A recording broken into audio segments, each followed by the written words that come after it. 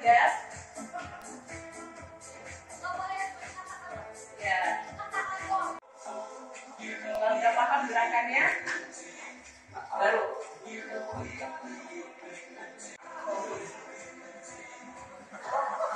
Tadi kita selingin gitu ya.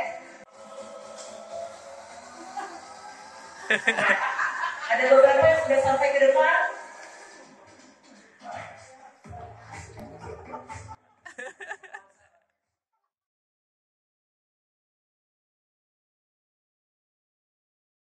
Rasa aman juga secara emosi tadi ya, bahwa apapun yang kamu alami kita tetap sayang nih kalau buat orang tua gitu ya. Kalau nggak nurut tidur di luar ya, anak sekarang mereka lebih butuh bahwa kalau kamu nggak bisa pelajarannya kita temenin ya. Kalau kamu nggak bisa pelajarannya, mama, papa, bapak, ibu tetap sayang kamu, kita coba nih belajarnya gimana. Jadi rasa ditemeninnya, kalau bahasa Jawanya itu di alam ya, di alam-alamnya tuh butuh dapet hati begitu. Saya punya klien umur 7 tahun yang dia ada kesulitan konsentrasi, jadi kalau suruh duduk kayak gini mungkin bertahannya cuma 10 menit, habis itu dia akan lari-lari. Nah ibunya kan frustasi, kebetulan ibunya punya 4 anak, nih anak pertamanya.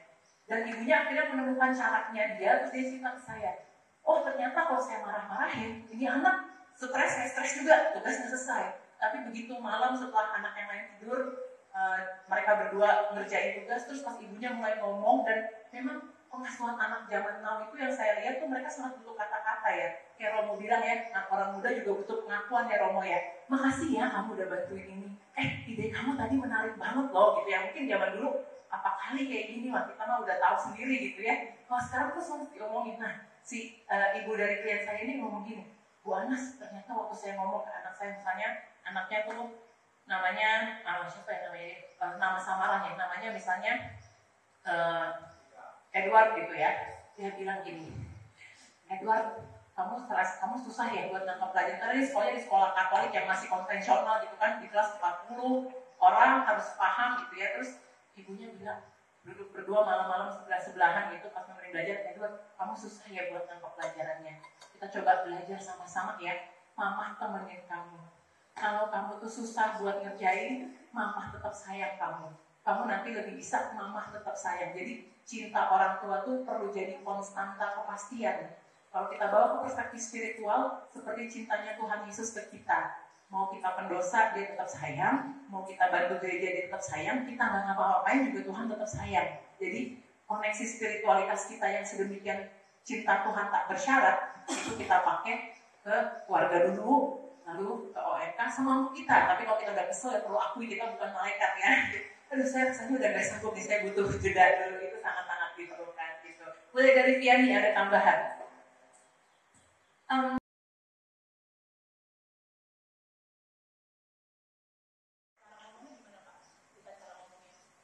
Untuk memasarkan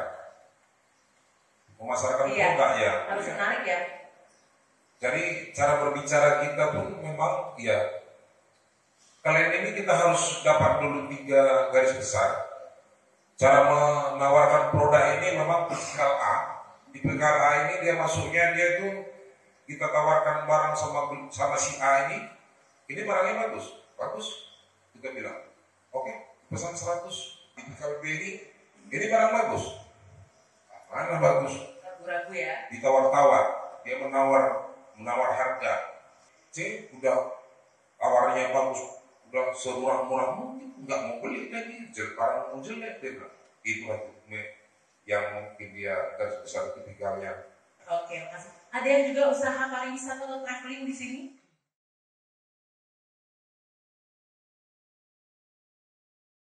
Ada 3 atau 4 sumber dari 3 atau 4 jurnal, Anda nggak bisa jawab. Terus saya sejak itu latihan berpikir kritis, kan sekarang banyak hoax ya. Jadi kita banyak berita bohong, jadi harus terbiasa satu topik itu cari dari beberapa sumber gitu supaya kita terbiasa, oh yang ini ngomongnya gini, ini ngomongnya itu. Jadi biasa menemukan intisari. Oh gitu.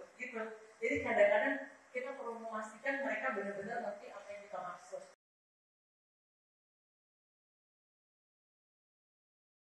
Banyak mempertanyakan gereja Katolik. Apalagi di zaman saya itu banyak kasus pelecehan seksual mulai dibuka. Kayak, anjir gereja kayak begini gitu ya, ngapain kita berjuang buat gereja kayak gini. Tapi itu masa mereka berpikir kritis juga. Jadi biarkan mereka bertanya, jangan langsung dilarang. Nanti ada masanya, hidup itu ternyata susah banget ya kalau kita nggak punya pegangan sama Tuhan, terlalu banyak hal yang membuat kita pusing. Udah kita kembali ke Tuhan, nanti ada masanya kok mereka. Jadi tugas kita memfasilitasi mereka aja.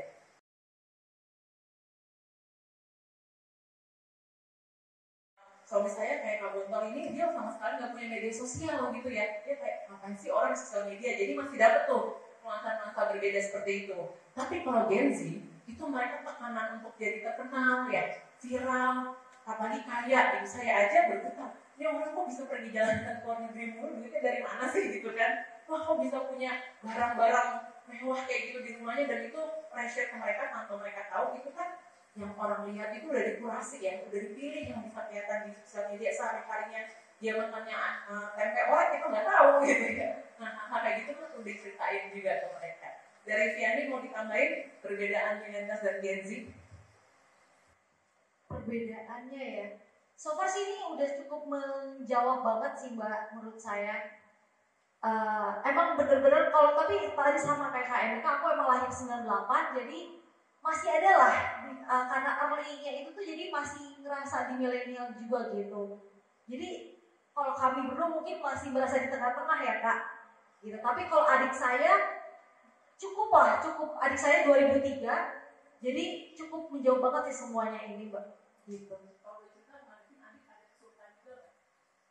Ngadepin adik justru enggak sih, mudah. Justru orang tua yang kadang-kadang orang tua ataupun kakak pun lewat saya lah buat komunikasi sama dia, dan dia pun lebih benar sama juga, lebih merasa apa ya, dia tuh curhat tuh benar-benar dimengerti aja. Dia tuh benar-benar harus konkret, harus benar apa sih, saya dipanggil Vianney gitu, gimana sih nih caranya A, kenapa sih gue harus A, gitu-gitu benar-benar harus detail, nggak bisa tuh yang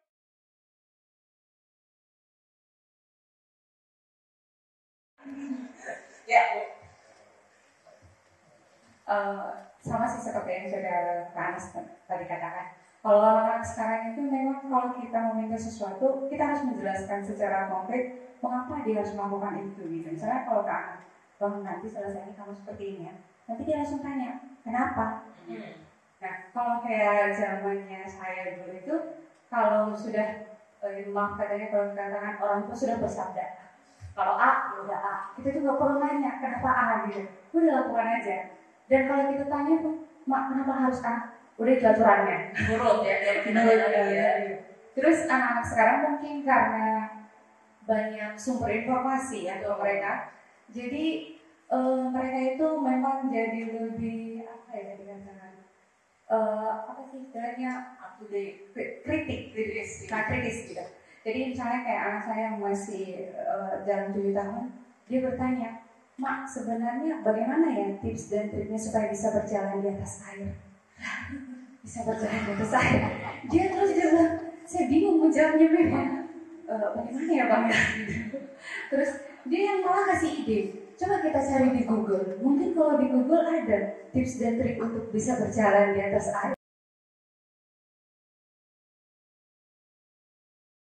Udah bertanya soal emang manusia cuma laki-laki dan perempuan ya. Kalau saya merasa saya itu queer, Kak. Queer itu saya nggak laki-laki nggak perempuan. Itu gimana ya? Jadi isu-isu perbedaan ideologi, bagaimana menghadapi teman-temannya yang pandangannya berbeda itu lebih kencang di zaman sekarang. Kalau zaman dulu kan rasanya hidupnya lebih terpatok-patok ya, udah pasti begini, nggak ada variasi, kembangan variasinya nggak terlalu banyak. Tapi anak-anak sekarang perlu didampingin. Saya ngerasa kalau lagi konseling sama anak remaja kayak lagi kuliah filsafat Romo Dani. Pertanyaannya gini, Kak, kalau Tuhan itu ada, kenapa perang Ukraina Rusia bisa ada? Kak, kalau Tuhan itu ada, kenapa kemiskinan tetap ada?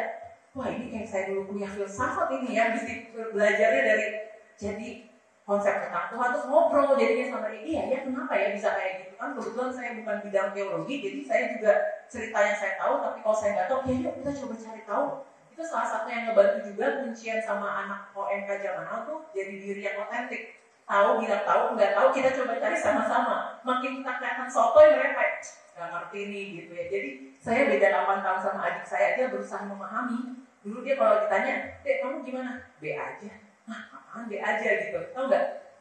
Biasa aja. Zaman itu baru awal tuh gitu ya. Jadi saya oh gini ya cara-cara ngomongnya, belajar jargon-jargon mereka tuh juga ngebantu mereka ngerasa relate nih sama kita gitu.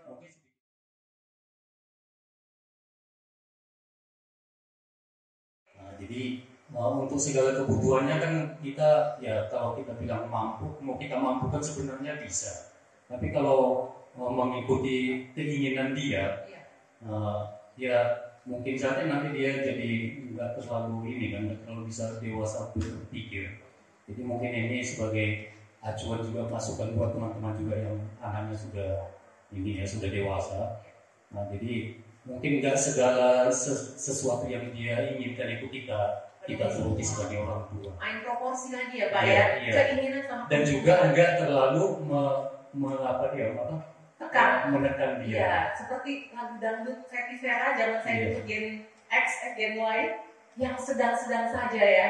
Jadi butuh didorong tapi nggak boleh terlalu dilepas juga. Terutama kita perlu menyadari ini karena susahnya jadi orang tua. Itu banyak pengalaman masa kecil kita yang kayak folder di otaknya kebuka Bapak Ibu pas kita punya anak atau ngadepin OMK.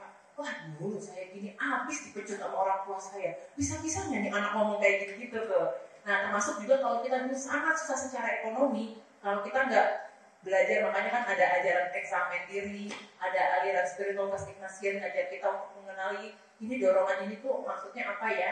Karena kalau nggak ada juga banyak orang tua yang saya itu dulu susah banget.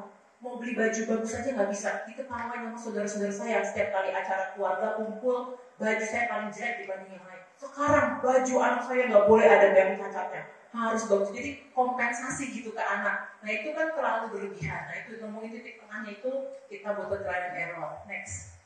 Ya.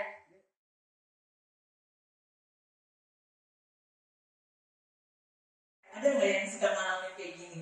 Ternyata memang remaja itu lebih nyaman berkomunikasi sama teman sebaya. Bahkan kalau di sekolah, sekarang kan sekolah di Indonesia banyak banget grup WhatsApp ya.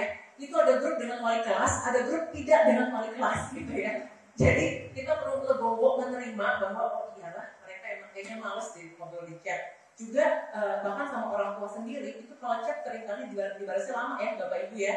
Atau jawabnya cuma oke doang. Baru kamu ngobrol baru keluar jawaban. Jadi berarti cara ngobrolnya nggak bisa mengandalkan langsung atau nggak tanya kapan mau ditelepon gitu. Saya generasi Gen Y yang nggak gitu suka ditelepon. Jadi kalau mau ditelepon tuh saya butuh ditanya dulu lagi bisa ditelepon nggak. Sementara generasi mama saya yang lahir tahun 60 sukanya apapun ditelepon gitu ya. Jadi preferensi komunikasinya berbeda dan komunikasinya perlu tadi ya lebih santai, lebih informal, lebih tanya. Ada yang mau menambahkan nih?